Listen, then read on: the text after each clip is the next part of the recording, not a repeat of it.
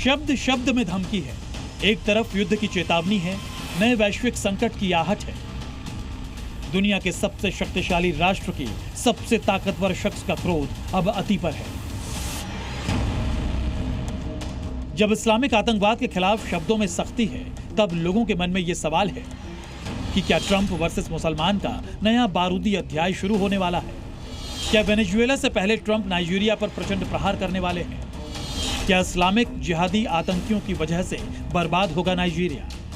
क्या ईसाइयों को बचाने के लिए ट्रंप नाइजीरिया में तख्ता पलट करेंगे? घनघोर आशंकाओं में लिपटे ये सवाल अशांति की धुरी पर इसलिए परिक्रमा कर रहे हैं क्योंकि सोशल मीडिया के जरिए ट्रंप ने नाइजीरिया की सरकार को सख्त संदेश भेजा है। ट्रंप के क्रोध से सने शब्दों में लिखे लंबे चौड़े संदेश का सारांश ये है कि नाइजीरिया में ईसाइयों की हत्या और उन पर होने वाले हमले से ट्रंप बहुत आहत है। ये नाइजीरिया में ऐसे ही ईसाइयों पर हमले होते रहे तो अमेरिका मदद करना बंद कर देगा। इतना ही नहीं, जरूरत पड़ी तो नाइजीरिया पर अमेरिका प्रचंड प्रहार करेगा और उन इस्लामिक आतंकियों को खत्म करेगा जो ईसाइयों पर हमला कर रहे हैं। ट्रंप ने संदेश में यह भी जोड़ा है कि अगर हमला हुआ तो वो तेज, क्रूर और तीखा होगा। उन्होंने पेंटागन को सैन्य कार्रवाई की योजना बनाने का आदेश भी दिया है। ट्रंप की इस बारूदी धमकी में नाइजीरिया के ईसाइयों की फिक्र है, इस्लामिक आतंकियों का जिक्र है और जिस अंदाज में अत्याचार, युद्ध और प्रहार के बारे में लिखा गया है उसका संकेत बहुत साफ है। नाइजीरिया को लेकर उससे 24 घंटे पहले भी ट्रंप ने ऐसे ही सख्त शब्दों का इस्तेमाल किया था। तब उन्होंने नाइजीरिया सरकार के सामने इस्लामिक आतंकियों की क्रूरता को आंकड़ों में बताया था। तब उन्होंने ईसाइयों को बचाने की दृढ़ता दोहराई थी। अब सीधे इस्लामिक आतंकियों के सर्वनाश की बात कर रहे हैं। 24 घंटे के अंदर ट्रंप के आक्रोश की तीव्रता में बढ़ोतरी के पीछे की वजहों को भी जान लीजिए। नाइजीरिया के ईसाइयों के लिए कब्रगाह बन जाने वाला ये सच बेहिसाब कपाने वाला है। ईसाई वहां अस्तित्व की लड़ाई लड़ रहे हैं।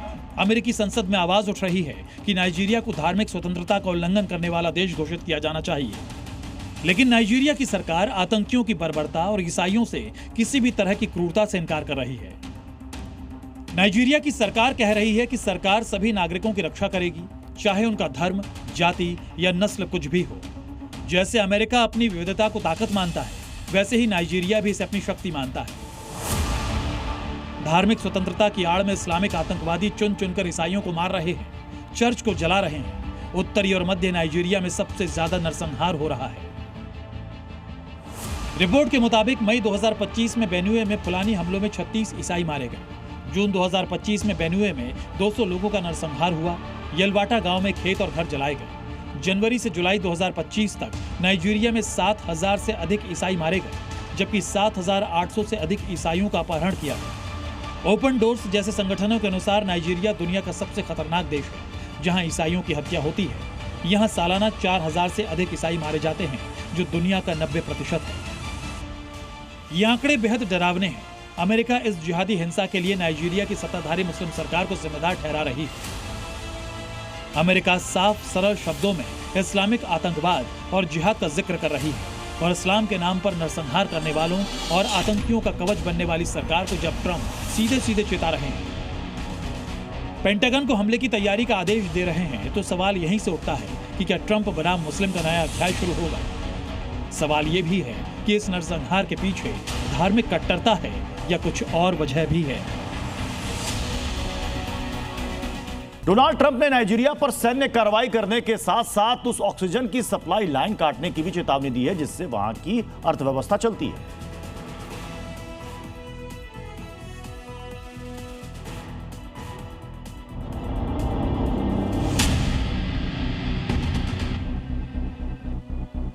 विश्व मानचित्र पर दिखने वाला यही वो मुल्क है नाइजीरिया, जिसे ईसाइयों का कब्रगाह कहा जाता है, जो नरसंहार की प्रयोगशाला के नाम से कुख्यात है, जहां पर इस्लामिक जिहादी खूनी कोहराम मचाते हैं, जहां की आधी आबादी की जिंदगी चकचकी पर टंगी रहती है, जहां ईसाई किश्तों में अपनी सांसें काट रहे हैं। उन ईसाइयों की जिंदगी बचाने की प्रतिबद्धता डोनाल्ड ट्रंप ने जताई है। अपनी प्रतिज्ञा की पूर्णता के लिए ट्रंप ने उन इस्लामिक आतंकियों के सफाई के लिए अपनी सेना को तैयार रहने के लिए कहा है, जो नाइजीरिया में ईसाइयों के अस्तित्व के लिए संकट है।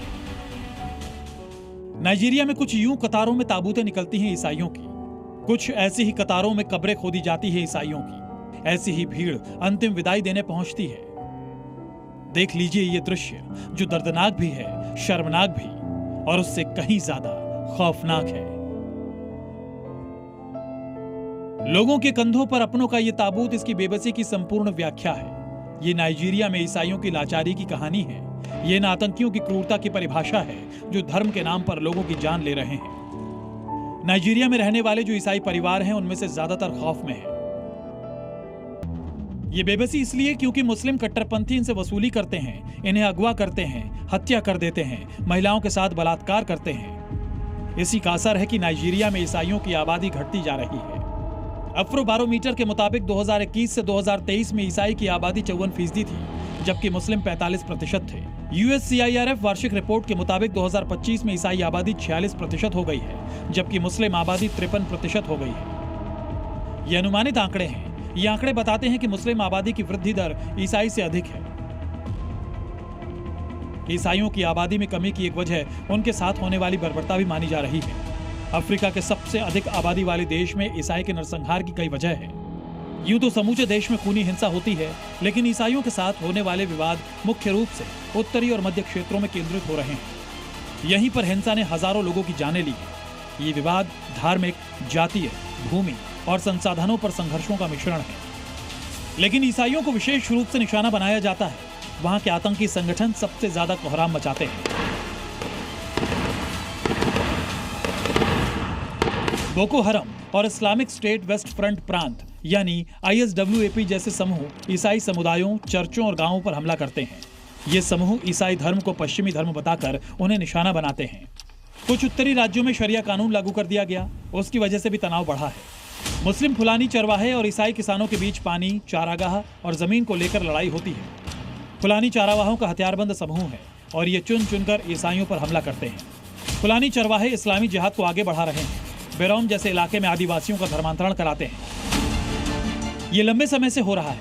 अमेरिका ने 2020 में पहली बार नाइजीरिया को धार्मिक स्वतंत्रता का उल्लंघन करने वाले देशों की सूची में रखा था। 2023 में यह टैग हटा लिया गया, जिससे दोनों देशों के रिश्तों को सुधारने की कोशिश के तौर पर देखा गया। लेकिन फिर से वहां वही हो रहा है। लोग पूछ रहे हैं कि जो फिलिस्तीन में हिंसा पर हायतौवा मचाते हैं, उन्हें नाइजीरिया का ये स्याह सच क्यों नहीं दिखता। इस बार ट्रंप की नजर इस नरसंहार पर पड़ी है। उन्होंने साफ, सरल, स्पष्ट शब्दों में जो कहा है उसका सारांश यही है कि नाइजीरिया में ट्रंप बना मुसलमान की पटकथा लिखी जा रही है।